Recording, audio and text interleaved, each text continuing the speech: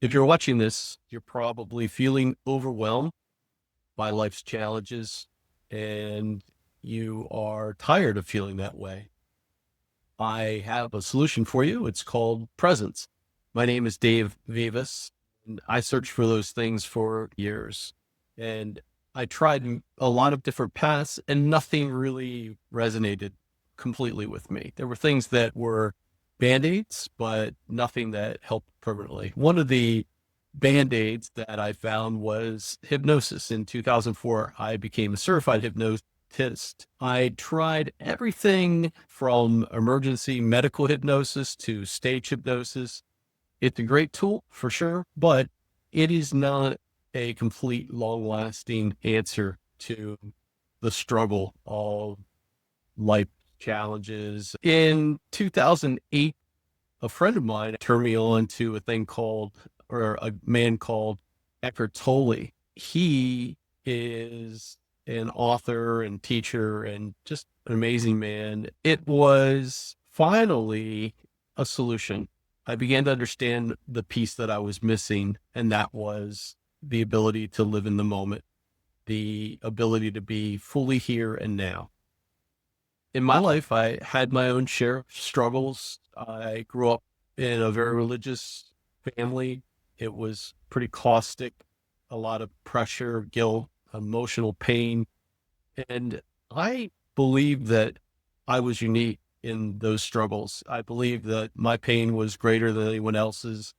And that was a thing called my ego playing tricks on me. We'll talk more about ego here in a minute, but why is being present important? Well, if you're living in the moment, you actually end suffering. And I'll throw out a pretty funny line a friend of mine who's in AA gave us.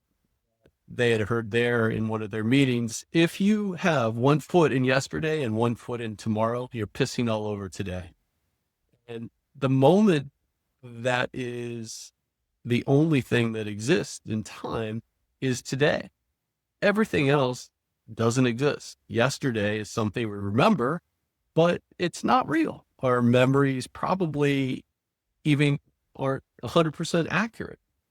To live in the past is a waste of energy and it causes us suffering. And then there's tomorrow. What do you think I'm going to say about tomorrow? Yeah, that doesn't exist either. It's the future that is never known, and we worry about it. We fret about it, or we waste time in this present moment being in anticipation of it. Gee, I can't wait until this is over and I can go do something else. Or gee, I can't wait till 5 years from now when I can retire or whatever, or get out of school. We get stressed about it, and there's nothing to be stressed about. And that is a thing called our egoic minds that is trying to keep us out of the present moment, because when we are in the present moment, our egos disappear. And we'll talk more about it, but presence is a forgiving practice. And I think that's the thing that really was amazing or resonated the most with me. It doesn't require years of isolation. You don't have to go to a Himalayan monastery for years to try and block out all of the world's noise and challenges.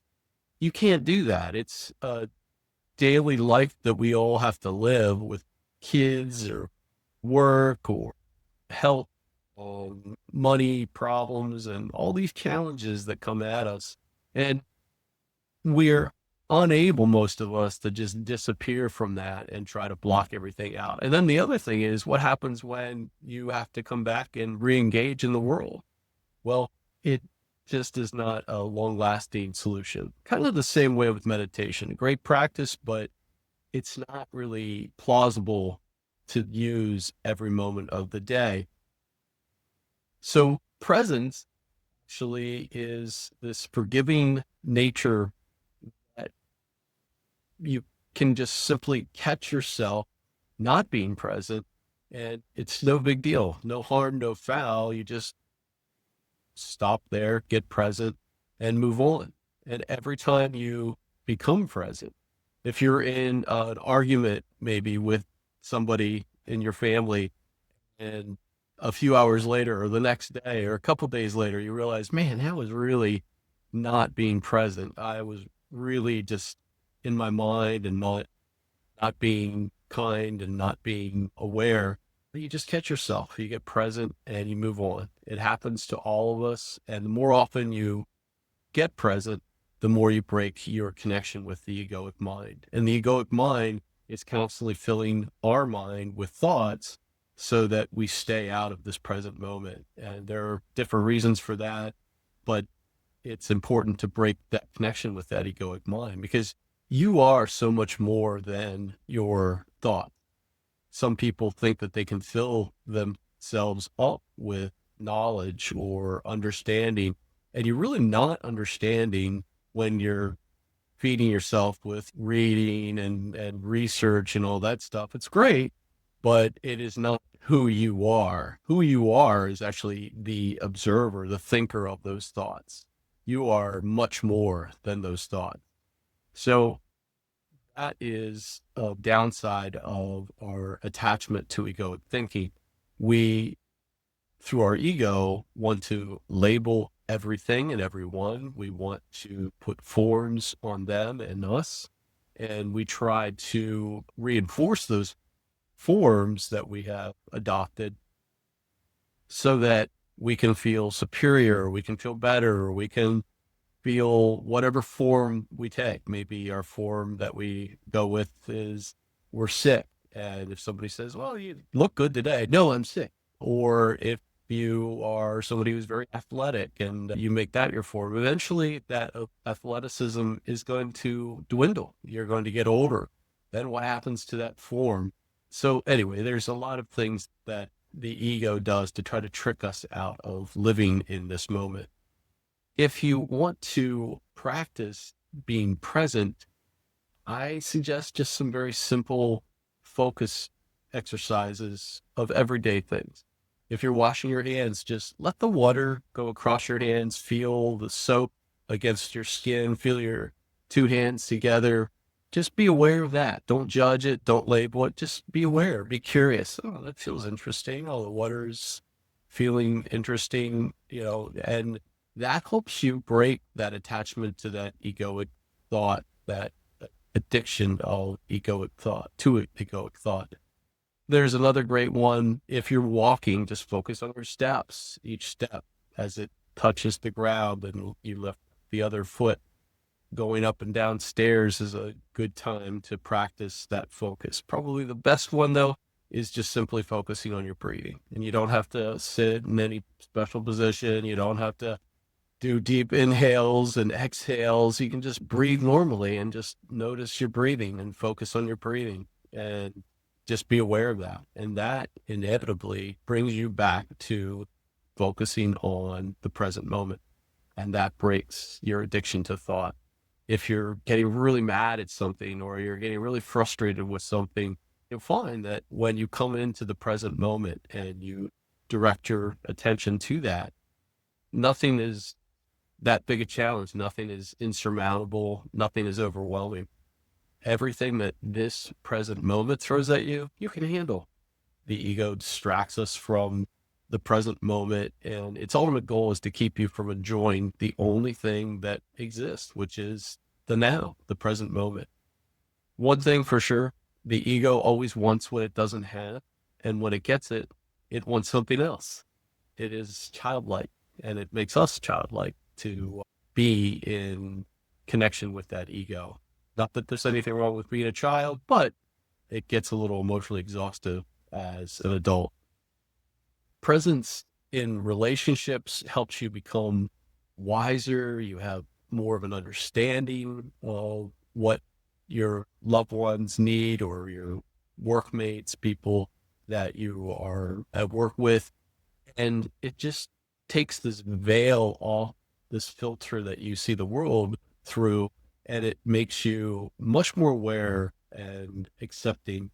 And that is the kindest thing that you could do to somebody who is important in your life, is to just be there with them, be present, be focused on that moment. Don't think as they're talking to you about what you have to make for dinner, or the fact that you have a mortgage payment due or a rent check due. Don't think about all of those things. Don't think about what to say next when you're there with somebody at work. Just stop and listen and be aware. And without those veils of the egoic thoughts, you'll actually find that wisdom is going to come to you in a very deep way. We have a program called Practice or Presence Without Practice. And I combine years of hypnosis experience and years of experience striving to become present my regular state of life. And that takes decades for many people. And it took me years and years and years, well over a decade to get there where I can be present most of the time.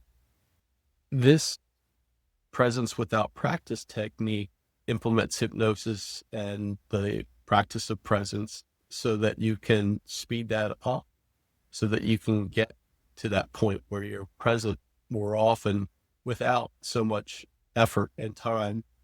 And I have practiced this and perfected it, and I would like to share it with you.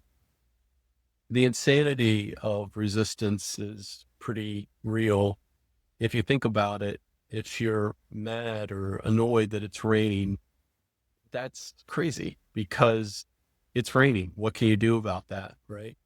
But your ego might be trying to tell you, oh, you ruined a pair of shoes last time it rained, or the yard's going to get so muddy and the grass is going to die if it rains. You might have a bad experience with rain where your roof or maybe caught cold the last time it rained. You're saying, oh, rain's terrible. Well, there's nothing that you can do about it. So it's better just to accept it. Be content, be at peace. And that is a peace that stays with you. And it only gets better and deeper the more you practice that. It creates that intelligence and wisdom that is pretty amazing. So if you're ready to experience the freedom and peace of living in the now, visit presencewithoutpractice.com and let's work together to make presence your natural state.